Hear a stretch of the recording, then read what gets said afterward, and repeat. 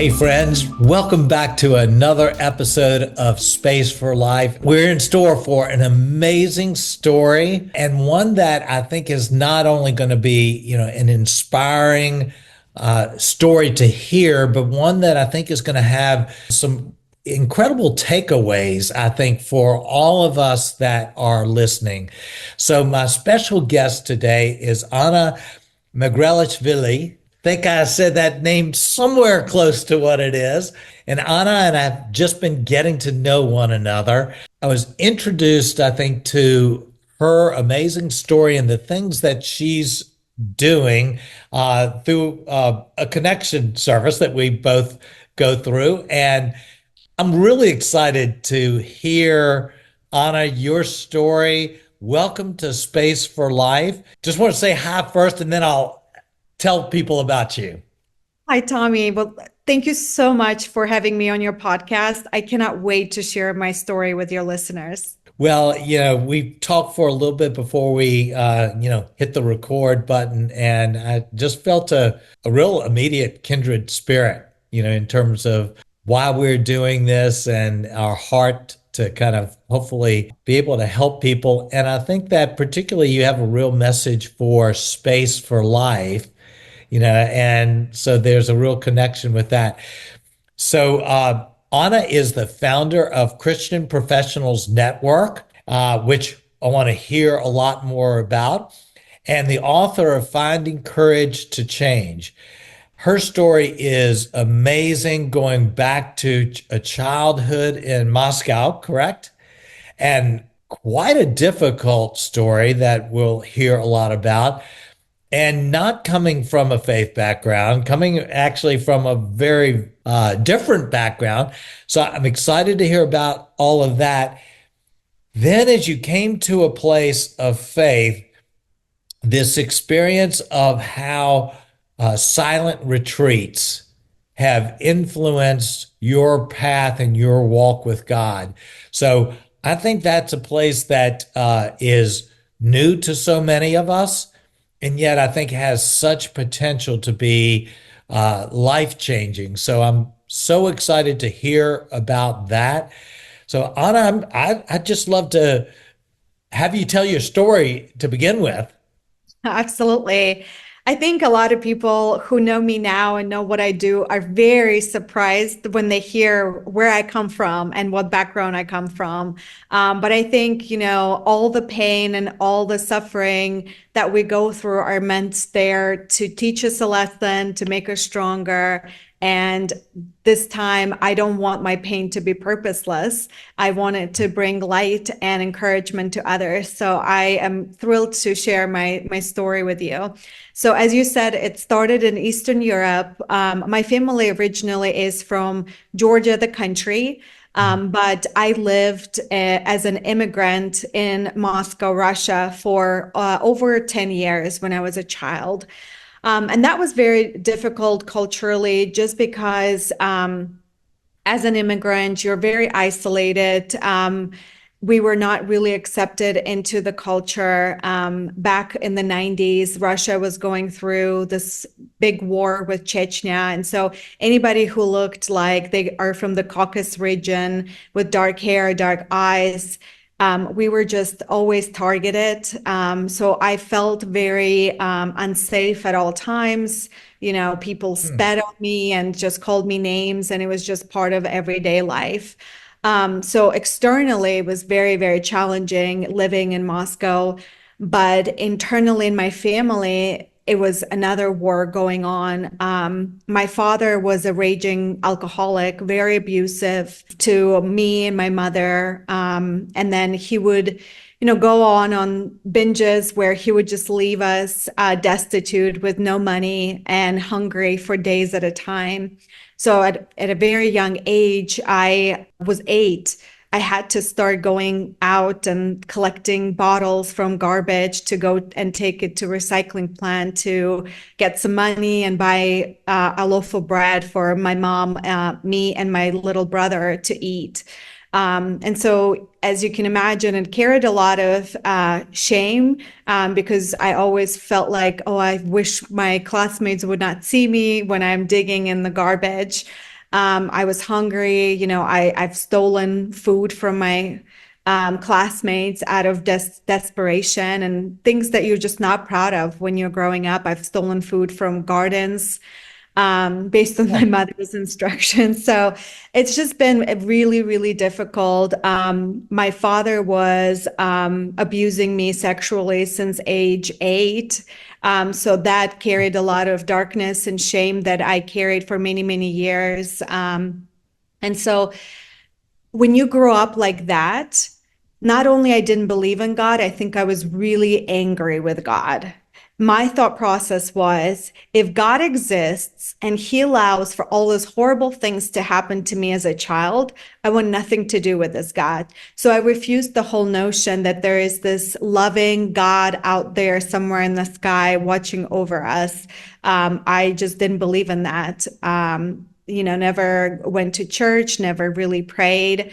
In culture in Eastern Europe is Orthodox Christianity. And so when you ask a lot of people, are you Christian? They will say yes. But what that really means, it's cultural Christianity when they really just go to church to bless, let's say eggs that they prepare for Easter without really understanding what it means. And so my family was kind of like that too. So they would do certain traditions without really understanding what it meant. I never knew who Jesus was, or what he did, or why we're called Christians. None of it. Well, I think it's interesting because I think there's certainly a version, as I'm sure you're aware of that here in the United States too, where people will have a very loose connection to a church and they would identify themselves as Christian, but it doesn't make any difference. It doesn't inform their lives to any degree, and not meaning that judgmentally at all. It's just because that was my growing up too. It was an Episcopalian church, and we were twice a year going to church, and I would have identified myself as a Christian. And I think counter to your situation, I did believe in God, but I didn't have any substance behind it. But I don't think there are many people, my guess, even many people that listen to this podcast that can relate to the level of trauma and difficulty that you had growing up. I mean, I've rarely heard a story that destitute, and I can't even begin to imagine how that did form you. I mean, this is, if I started going into some of the stories, it's just absolutely crazy what I have gone through, to the point where it's like you would think that's some sort of like just movie that's Yeah, happening, but it's all horror real, movie. you know. When I summarize my family, you can summarize it by saying every single one of the 10 commandments have been broken in my family, including murder. So every single one. Mm, So that just gives you a perspective of just generationally how my family has been for generation after generation. And so that's kind of what I talk about in my book, how history repeats itself when there's that pattern of trauma that just gets yeah. passed on from father to daughter to so on. And so, again, resented idea of God, was very angry. But I want to share one story that even though I had this resentment feeling, God actually has played a significant role in my life when I was 12 or 13. But I didn't realize that it was God until obviously now that I know him. But I bring this example as an example that even if we hate and resent and reject God, he still loves us, and he still is there for us even when we don't realize. So what happened when I was 12, my family finally moved back from Russia to Georgia. And the reason why we were on the verge of becoming homeless. We haven't paid rent in months. The landlord was just, you know, threatening to evict us. And so finally, my grandmother had to sell all of her like golden jewelry to be able to afford to buy us train tickets to come back to Georgia because she had a one bedroom apartment that we were able to live in. So we moved back. I started going to new school. And I don't have a lot of memories from my childhood. It's a common trauma response for people who experienced traumatic childhood. But this particular memory is so vivid that I can still remember just everything, But in this moment, I was outside my school. It was a break in between classes, and suddenly it seemed like everything quieted down, like almost like the world was in slow motion. And suddenly there was this voice that said, "You are meant for more than this life." That was the message. And back then, I thought it was me talking to myself saying, like, "Oh, I'm meant for more than this life." But think about logically, I was growing up in an environment where I felt like I was nothing. I thought, I was just, I was always told that my future is to be somebody's wife and mother. I would not amount for anything. So, Mm. as a 12 or 13-year-old, why would I have this message that would suddenly pop like, oh, I'm meant for more than this life? That's just not logical. And second, if I were talking about myself, I would have said, I am meant for more than this life. But the message was, you are meant for more than this life. So clearly, that was the first time that God has spoken without me even realizing it was Him. But that moment transformed my life. There was this shift that happened within me that I suddenly felt, yes, I am meant for more than this life. I'm going to do whatever it takes to get out of my circumstances and have a better life. At that point, what that meant for me is really was wealth acquisition. I was like, I'm never going to be hungry again. I'm never going to suffer. Sure. I'm going to get away as far as I can from my family. That was just the only thought process. And I started really investing in my education. So really took any opportunity to go on additional school Olympics for different like mathematics or chess or whatever it was. And when I was 15, there was this competition that if you won, you got to go to the United States as an exchange student for a whole year.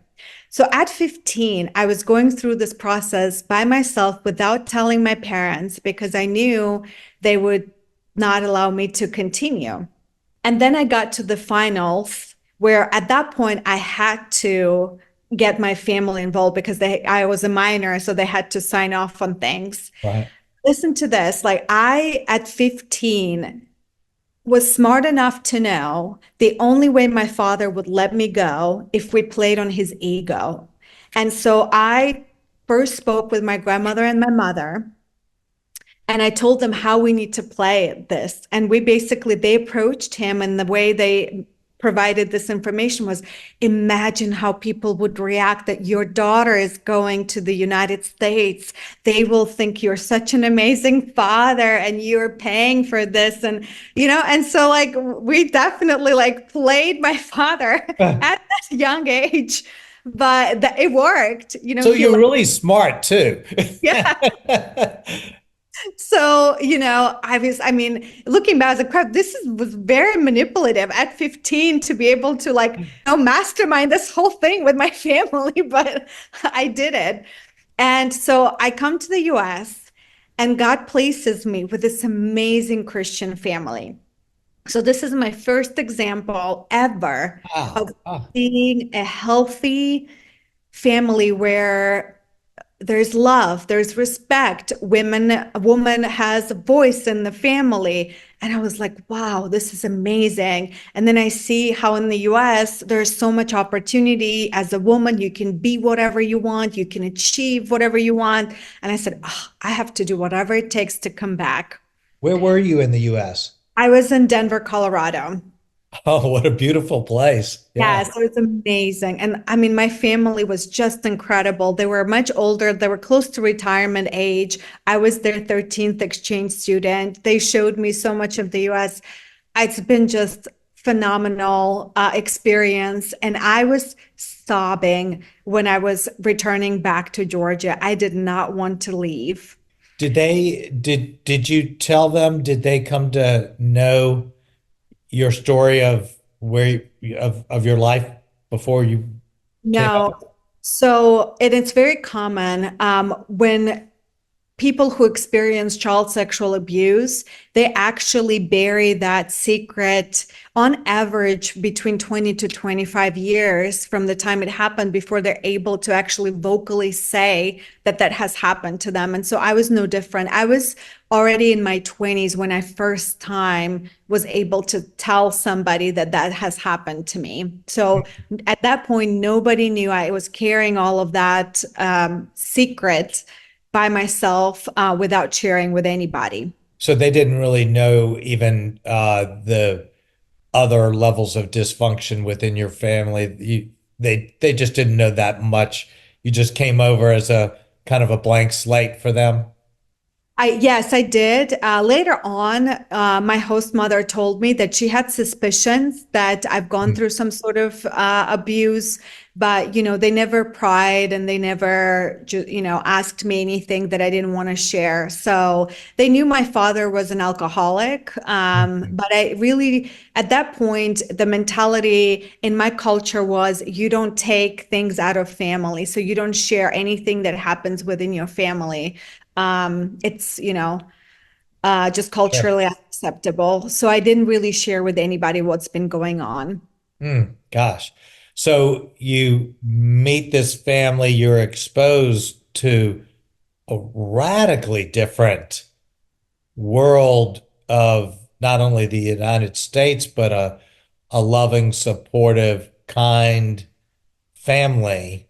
Uh, what was next? I mean, imagine this is the first time I'm seeing what the family is supposed to look like because all examples around me was also dysfunctional families in one way or in another. And so I've never seen anything differently. And then in that my young mind was US is the place to be. It was like Sure. the land of milk and honey. I had to come back no matter what. But Yeah. based on my visa requirement, I had to leave and I was not allowed to come back to the US for 2 years. So I went back to Georgia and I went to university there for 2 years. But I always knew I wanted to come back. And so when my visa requirement was done, I applied to only one college, which I knew if I got in would pay 100% of my tuition, my room and board, which that was the only way I could have afford to come to the United States. And by God's will, I got in. And so that's how I actually immigrated into the US back in 2008 on my own because I got scholarship to go to college. And so Which I went, college? it's called Berea College and it's a small liberal arts college in Kentucky. Mm, wow. And and this is an interesting thing. I get matched with the second host family. So this time I'm not necessarily living with them, but they become my adopted family in the US. Right. But my host father was a Baptist pastor at a Baptist church, and my host mother worked for International Mission Board. And so they also, gently always try to introduce me to Jesus. And, I've gone to church with them a couple of times, but I was really not receptive to any idea of just being religious, or I just was very, very hurt by that God. And I was like, nope, nope, nope. And so they have been the family who prayed for me for over 10 years for me to find Jesus. And it was interesting because once I did, my host mother said, I was losing hope that our prayers would ever be answered because you lived this lavish life, because I had this beautiful career that I made a lot of money in. I traveled the world, had fun. And she's like, why would she ever leave this? And so I think there's a reason why God placed us together, not just for me to receive their prayers, but I think for them to see an example that sometimes prayers take 10 years, but they do get answered. Wow, that that is such an important message. It's an important one for me to hear because we do easily lose hope for those situations that, from all external perspective, don't they seem like they will never change. Whether it's with one of our own children or someone that we're praying for that is sick. There's so many situations like that. And in our own understanding, we can't understand why the prayers take so long. And yet yours is an example of, we're just called to persevere. And, we may not ever know why, Mhm. it takes so long. So that's amazing. Yeah, God's timing is his timing. His ways are not our ways. So, Yeah. uh, yeah. So after I graduated college, I went and got my MBA. And then I just started my career in sales because for me was wealth acquisition was my God. I knew I wanted to make a lot of money. My dream was to buy a beautiful condo in the big city. That was kind of I wanted my American dream. And so I did that for probably about 10 years, just climbing the corporate ladder. I mean, I've traveled to like, I don't know, 44 states, over 20 countries with work, just was living my dream at that point. And I accomplished my dream of purchasing my condo in March of 2020. So I purchased it in Atlanta, Georgia, and then I spent thousands of dollars renovating it because I wanted it to be perfect. And then I move in my beautifully renovated condo. A month goes by. I'm sitting on my couch in the morning drinking coffee, and this thought comes through, well, now what? I understood that, okay, I've worked so hard to achieve this dream that I thought is going to make me happy. And it only made me happy for 30 days. And now I'm again back to feeling this something is missing, which at that point I didn't know it was God who was missing, but this gap I was trying to fill with experiences, being busy, traveling, buying things. I was like, this is unsustainable. If I just all my life work hard for years at a time to buy the next big thing, only to feel fulfilled for 30 days and then feel the same gap again, I can't do that. And so I was like, this is non sustainable. And so then, of course, COVID hit. And so we finally have all this free time. So I decide I'm going to start going to hypnotherapy because I've done a lot of therapy throughout my years, which was amazing to heal my past. But I wanted to do something even further. And I had a lot of suppressed anger toward my father that I didn't realize I had until I started going to hypnotherapy. And so that helped a lot with the healing process. But one experience that I've had is I had almost like an encounter, something that I knew was beyond me. At that point, it wasn't like clearly God or anything, but I was like, there's something. So I think that opened up something in my mind. A few months go by, and then October of 2020, suddenly I get awakened in the middle of the night, and it's 3 a.m. and I'm like wide awake, which is super unusual. I usually sleep through the night. And I've never prayed in my life, but that night I feel compelled to pray. And I don't really know how to pray at that point. So I just say something like, God, if you exist, like, why do I feel this way? Why do I feel like something is missing? What's my purpose in this life? And suddenly I hear an audible voice, not inside of me, outside of me. There's this voice that speaks and says, go to the store, prepare food, feed the hungry. That's it. That's the message. So I'm freaking out, like pinching myself, like, am I sleeping? Like, no, I'm awake. Like, this happened. Somehow I forced myself to go to sleep. And I said, I'm going to just think about this in the morning. Go to sleep. Next morning, I wake up and I know in my gut, nope, something has happened last night.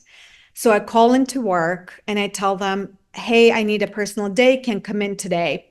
I go to the store, I buy up supplies, come home, I prepare 24 bags of lunches, pack them up in my car. And at that point, I know that I've seen a lot of homeless in the downtown area of Atlanta. So I just drive there. And every time I would see somebody in the street, I would stop. I say, hey, I have lunch. Would you like some lunch? Start giving them out.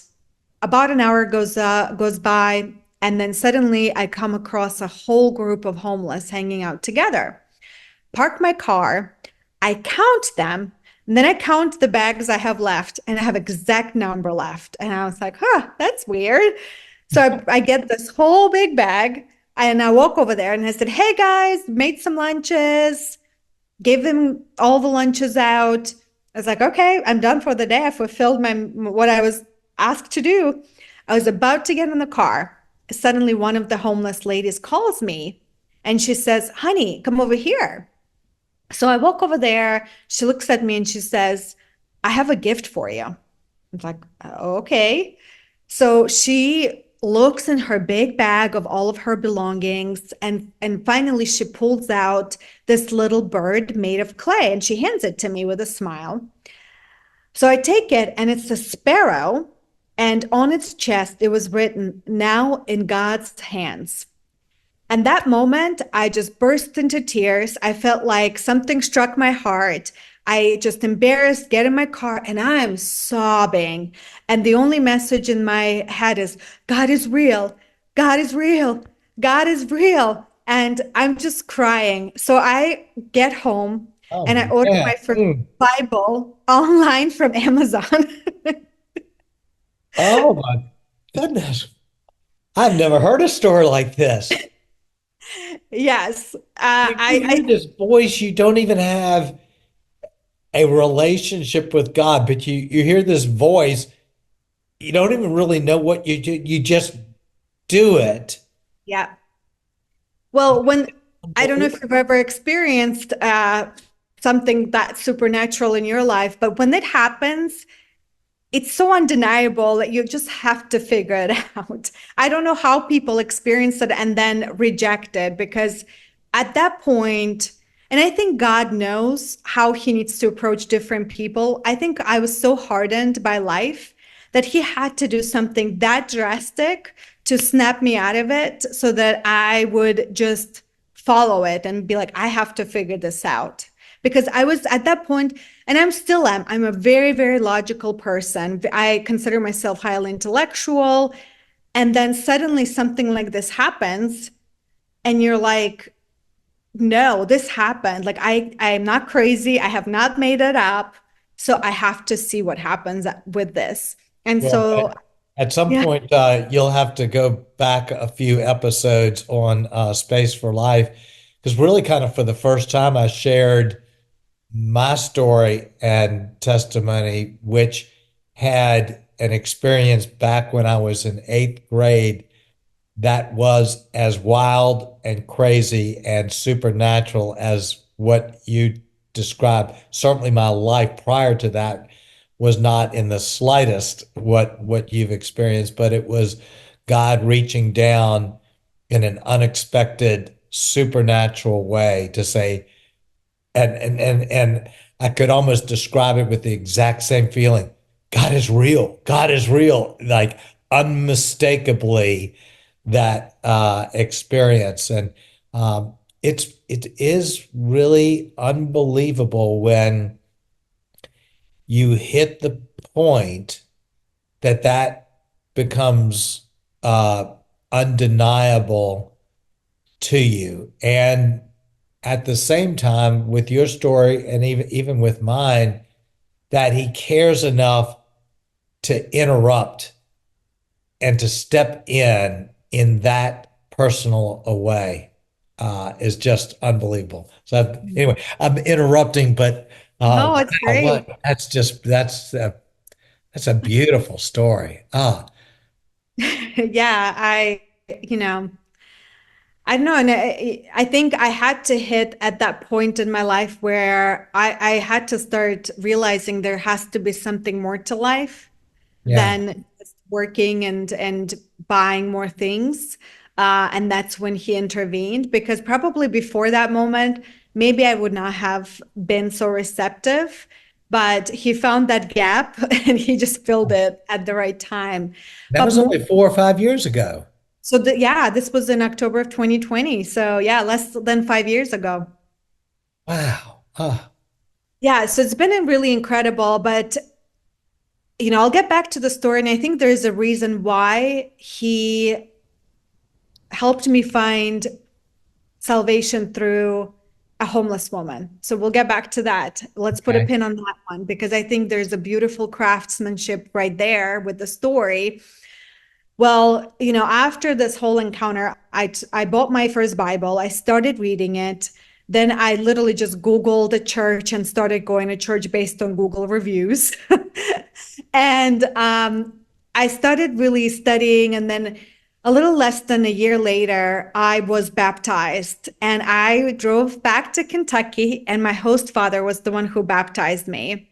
So it was a Oh very, my very goodness. emotional baptism for both of us in front of his church. We shared the story how I was part of their family for over 10 years. And he was the one who finally baptized me. So we were both crying. It was very powerful. And I just was so grateful that it was him who did it. So that entire time since I had the encounter with the homeless woman, and through me realizing what it meant to follow Jesus, baptism, I had this feeling, growing feeling of dissatisfaction with my life. I felt like I had to use my talents for something different than just sales. I felt like it's pointless. Like what I'm doing, yes, it makes a lot of money, but I'm really not helping. And so I really started thinking about taking sabbatical. But I really was planning it to do months later down the road. But that unhappiness just was growing and growing and growing. And then unexpected thing happens. So this is January 31st of 2022. I wake up and my phone is blown up because messages, just calls. My family back in Eastern Europe ends up being in national news. I open up and my 82-year-old grandfather stabbed his own son 30 times with a knife in his sleep. So that's my uncle. So in the news, I see my grandfather in handcuffs. I see crazy interviews of him telling the police how my uncle abused him. And so this was just the culmination of my grandfather used to abuse his children, and then abused became abuser. And that's how the culminated in this horrific, horrific accident. And I just kept thinking, like, what a life he must have been living, that it was better to kill his own son and take this kind of sin on your soul than continue living the way he did. And so I couldn't take it anymore. So the next day, I went in and gave my 2 week notice, quit my job. And I said, I'm okay, Lord, I'm going to do whatever you want me to do. I put that fancy condo up for sale and said, Lord, I'm willing to relocate anywhere. You take me where you want me to go. So I start by going to heal my relationship with Georgia, where I'm from, because I felt like I can't really accept myself unless I accept where I'm from and really reconnect with my culture. And so I did that, and that was really healing. I went to Israel and Jordan and Palestine. I wanted to visit all the holy places. So lots of meandering. At that point, I visited like 12 different countries with friends, reconnected with friends. But throughout the 6 months that I'm traveling, my condo gets under contract, and then it falls at the closing table. And then the second time, same thing. Finally, the third time, it falls through, and these are 3 different buyers. At that point, I'm like, okay, clearly, Lord, you want me back in Atlanta. I got you. So I pulled my condo off the sale and off the market and moved back to Atlanta. So at that point, I decide I want to go on a silent retreat. So I go on my first silent retreat to a monastery in Kentucky. It's 5 days. You're in silence. There is no electronics, no cell phone. Nobody can reach you. I am fasting. I am praying. I'm meditating. And it's just this incredible experience. How did you Well, get the idea for a silent retreat? my host father, so that's something that he has done, and he shared his experience, and this was the time for me to do something like this and during my sabbatical. So I fell in love with the practice, first of all, but second, an incredible thing happened. I wrote my book in 2 days at that silent retreat. And so finding courage to change came from that. And it was very interesting. I was praying about, like, okay, Lord, is this just the healing for me, or is this something that needs to be published? And, God spoke, no, needs to be seen by others. And then I said, okay, Lord, I know nothing about publishing. Like, what am I supposed to do? Do I like figure out how to publish myself? Do I send it to publishers? And the message was, how about option C? You don't need to do anything. Just tell people about it. I'm going to send you somebody who's going to help you to publish it. Okay. Literally 4 months go by. I have a coffee with a business acquaintance sharing this story. And she says, oh, well, we're going to this networking event. I'm going to introduce you to my friend. She helped me publish my book. She can help you because that's what she does. Sure enough, didn't have to do anything. Person came to me, amazing experience, very inexpensively. I was able to publish my book without doing any kind of extra effort by just listening to what God had to say. It was just amazing, amazing. The title of the book came from God. The cover came from the vision that God gave me. So everything was just kind of just came. So I know this is not a common experience for writing books, but for me, this was a Tell very, you it's not. yes, but it was really incredible. So, then it's the end of the year. So my sabbatical is coming to an end. It's December of 2022. So I go on another silent retreat to a different monastery. And this time, the goal is specifically, okay, Lord, my sabbatical is coming to an end. I still don't know what you want me to do. Like, tell me what you want me to do, right? So I'm praying and I'm praying, and the whole time, God is quiet. I don't hear anything, nothing. So it's the last day, my last prayer session before I go to sleep, and the next day I leave. And I'm praying and I said, okay, Lord, I haven't heard anything from you. I guess I'm going to go back to sales and wait on you and see what doors you open or close. And suddenly, whoosh, it feels like this like wave or tsunami. And I've talked to people who've experienced visions too, and they all describe it. It's this kind of like this energy that's very hard to describe that feels like just hits you. And suddenly I see this vision, like a business plan almost. And it's like these pictures that just go through, like imagine in the 70s when slideshows were shown and, you in the projector, you change the Yeah. slide.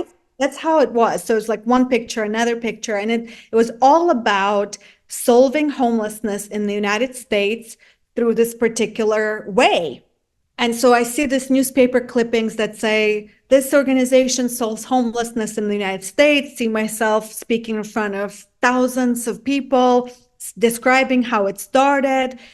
And I just fall down on my knees, sobbing again. And I'm like, God, how am I supposed to do this? No, Lord, I can't do this. I'm nobody. Like, I don't know anybody. I don't have power. I don't have money. I can't do it. So I'm sobbing. No, this is too much. I can't. So I go home the next day and then I call my host father and I tell him about the vision. And I said, what do you think? And he said, well, nothing about it tells me that this not come from God. This is very godly. So I think you're supposed to do it. And if God showed you, that means it's a done deal and you just have to start walking toward that direction. Okay, so I think, all right, if this was a 5-year plan, how would I do it? And so I said, okay, I need to grow my Christian circle. So then I'm in Atlanta, Georgia. I'm Googling Christian meetups, Christian networking organizations, and I really couldn't find anything that met consistently every month. And I said, okay, I'm going to start my own. So I started Christian Professionals of Atlanta. So start the organization. Suddenly, all these Christians come together, business professionals who just want to meet other Christians. And we meet every month. And then we focused on philanthropy. So I feature different nonprofits. We do a lot of volunteer work and so on. And throughout this entire time, I'm also studying homelessness because trust me, if I were to pick a topic for me to serve, it would not have been homelessness. I knew nothing about it. I'm passionate about helping children. This was truly something that God just put on me, like, you're supposed to do this. So I'm studying this and I'm learning that number one reason why people become homeless is what's called relational poverty. So relational poverty is lack of genuine connections in somebody's life. So then it starts clicking. I was like, okay, Lord. Then I start looking at how shelters operate, and they focus on the physical needs of the homeless, which is very, very important. But Mhm. that piece of spiritual and the community is missed. And so a lot of homeless actually return to homelessness in within 5 years. And so then it all started clicking. I was like, okay, Lord, I understand. So they need Jesus as their foundation. Of course, we all do. And they also need community. And so I was like, okay, I'm studying. So the second year, I was getting ready to rebrand our organization as Christian Professionals of America, because in my vision, I've seen this as the US wide organization. So I start rebrand everything, but then first request to start a new chapter came from Brazil. So I said, oh, okay. So I guess this is not supposed to be just America. So the rebrand happened, but the new name ends up being Christian Professionals Network Worldwide. So I'm getting ready to start new chapters. But then before I go and do something, I still go on silent retreats and see God's wisdom. So I go on a silent retreat, and this time God speaks and he says, very poetically, like it rhymed, he says, now's not the time to start the expansion. Now's the time to start the foundation. I was like, really? Like, now? Okay, Lord. So I go in and I start the foundation. So within 1 month, we have nonprofit status. Within 2 weeks, we received our IRS approval, which is unheard of. If that was not Yes. God's Oh, favor, I don't know what is. wow. Huh. And so we started, now we had networking piece and then we had a nonprofit piece. So with the nonprofit piece, now we have a mentorship program for the homeless. So now we pair Christian professionals with somebody who's experiencing homelessness. So we have partnered with existing organizations in Atlanta and basically coming in and having that additional resource. So we've proven this in Atlanta. And so our goal is basically start expanding the same thing in other cities and start growing in the United States. But let me get back to that story of how I came to know God. God has brought me to a homeless woman because my purpose in life is to help the homeless. But the point is that somebody who our society is considered to be on the bottom of our societal pyramid, who we often disregard, she saved my soul. In return, I'm doing all this work for God's glory and to help, but it would not have been possible if not for somebody who society considers to be a nobody. Hmm. Because So God's eye, beautiful. Hmm. yeah, we all are his children made in his image. He loves us and he does not want his children to be living under the bridge, forgotten and cold and hungry. And so to me, this was just this beautifully crafted story that he did. And, you know, in the US, we love good stories, Yeah. and he knew it. And so Yeah. he crafted it just this way so that it all came together. And this is what I do now full time. I love it. Well, I think God loves good stories.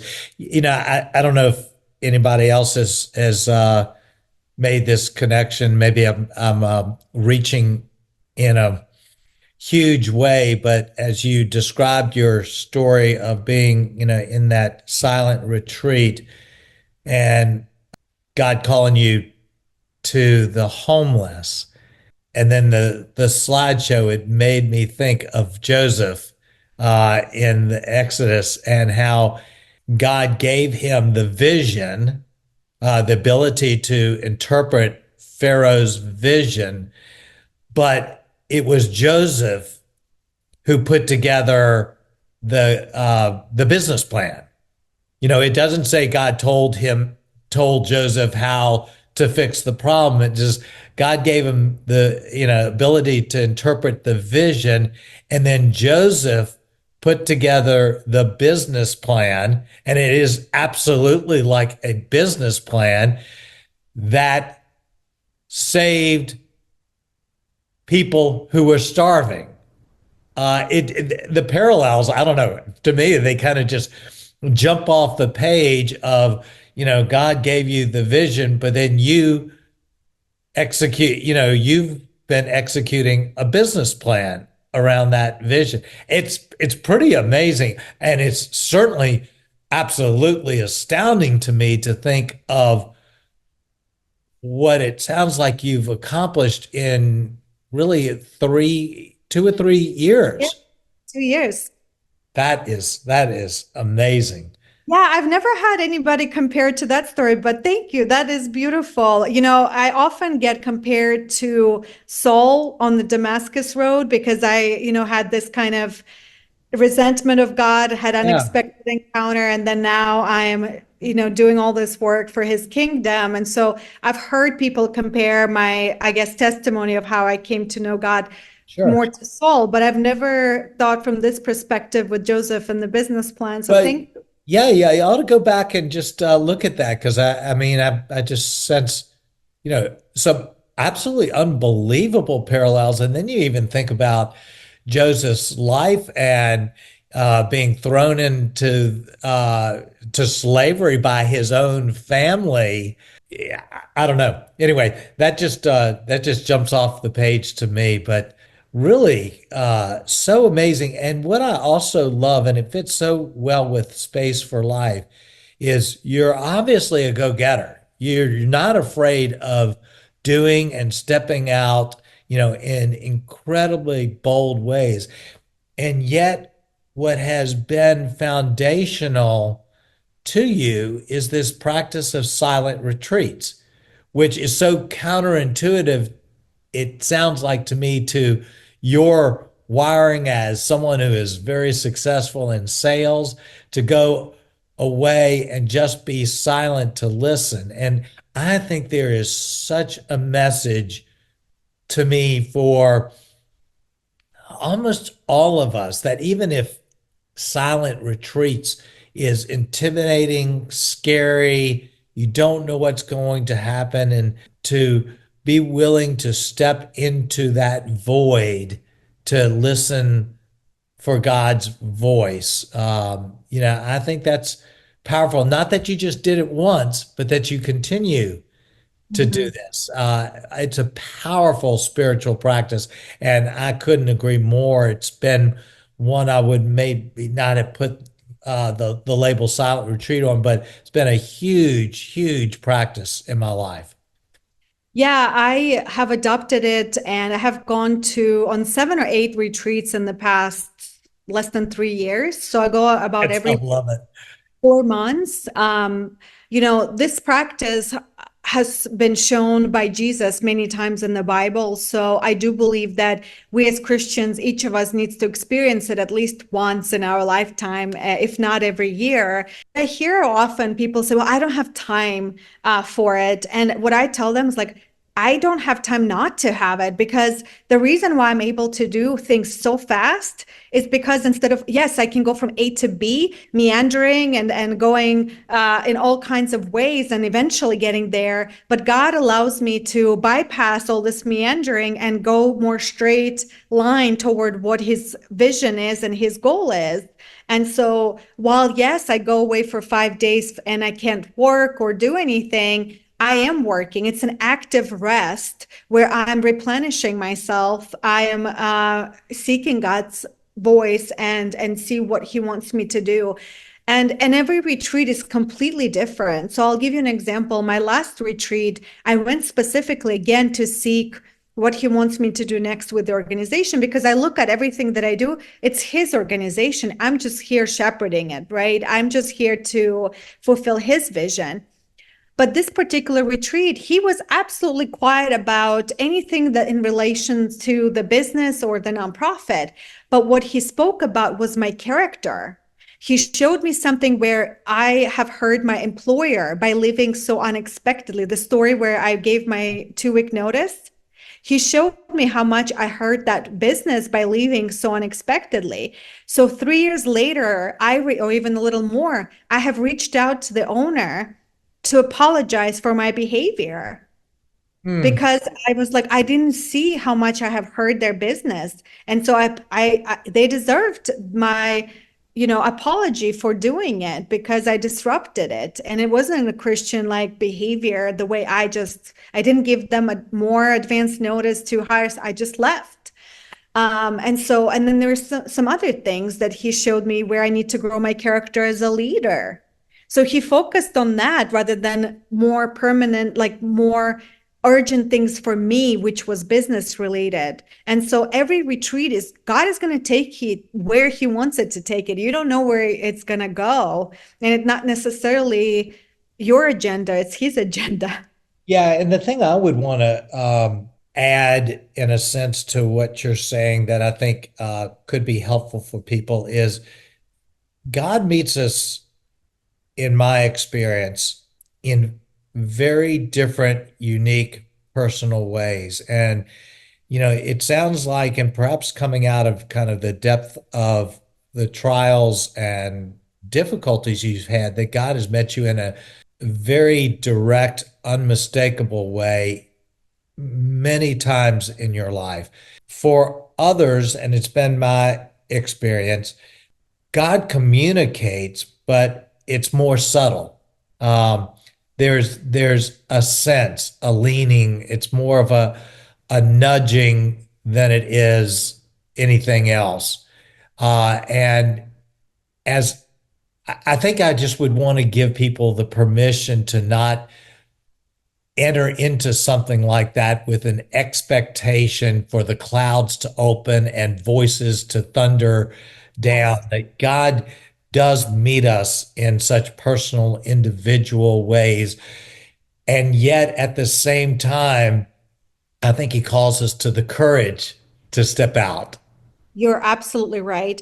And I'll actually prove this by sharing an experience of what happened on my third retreat. So when I went on my third retreat, the reason why I went, and I didn't realize it then, I was craving that big signs that God has given me the first 2 times that I've gone. And so when I went the third time, I didn't get anything. It was very like nothing was coming. And I was sitting in a prayer garden, praying, just quietly sitting and meditating. And suddenly there was this quiet voice that just came in and said, no more signs will be given to you. Now your faith is strong enough where you need to seek my voice in quiet places. Mm, And so, and I was like, and then, I was like, yeah, you're right, God. I came here because I was craving that signs and wonders that you have been given me. But here's the message that He gave me. The reason why He did it with me, because my faith was not strong. I mm. need these kind of signs to know that He's real, that to snap out of my previous life. But in that moment, He said, now your faith is strong enough. No more signs will be given to you. That's Now so, yeah. That's in quiet places. that's so interesting because it's counterintuitive. We think that, well, it's because someone's faith strong that God meets them in such, big ways, and I think that's such wisdom there, and it's just the courage to step. I Mhm. think it takes courage to step into quiet, and so, and I really applaud your discipline in making this regular practice of it. And this is something that I've encouraged actually a lot of business people to do, even outside of the spiritual realm, that we all need space in our lives. And it's out of the space that clarity and focus happens. So even just from a personal growth or even from a business standpoint or related to your family, but certainly in relationship to God, this practice of stepping out, my brother calls it getting off the freeway, is such a powerful practice. So thank you for sharing that. My pleasure. Yeah. So there's so much more we could talk about, and I definitely want to make sure that people have a way of connecting with you. If you could just give one or two practical tips for someone who's never considered the possibility of doing a silent retreat, and you could say, okay, here's just a couple, this is a starting point. Mhm. Here's what I would suggest for you. What would you offer to someone? First of all, do not do it at your home, because the whole point is to get outside of your normal routine. Because even if you decide, oh, I'm not going to watch TV or be disconnected, you'll still find things to do around the house. So do not do it. Second, just know that you don't have to be a Christian to do silent retreats, nor do you have to participate if you go, let's say, to a Catholic monastery or Jesuit monastery. They do not require you to participate in their services, so it can be completely self-guided. And so it doesn't matter in what state you are located, you can really just Google monasteries around me and you'll be surprised. I was shocked to find out how many there are in every single state. And many of them operate on a donation basis. So you basically pay what you can afford, and they provide you with your own room, your own bathroom, and pre-made meals 3 times a day that you can take in silence. And so it becomes very easy because you really don't have to worry about cooking or just worrying about anything. You shut everything off and it's just you and God, and you commune with him. Once you really establish your practice, I have done it where I just rented a place at the beach, because beach is my happy place, and I pre-cooked all my meals. I turned off my phone, and it was just a beautiful, beautiful experience for me. I didn't want to come back.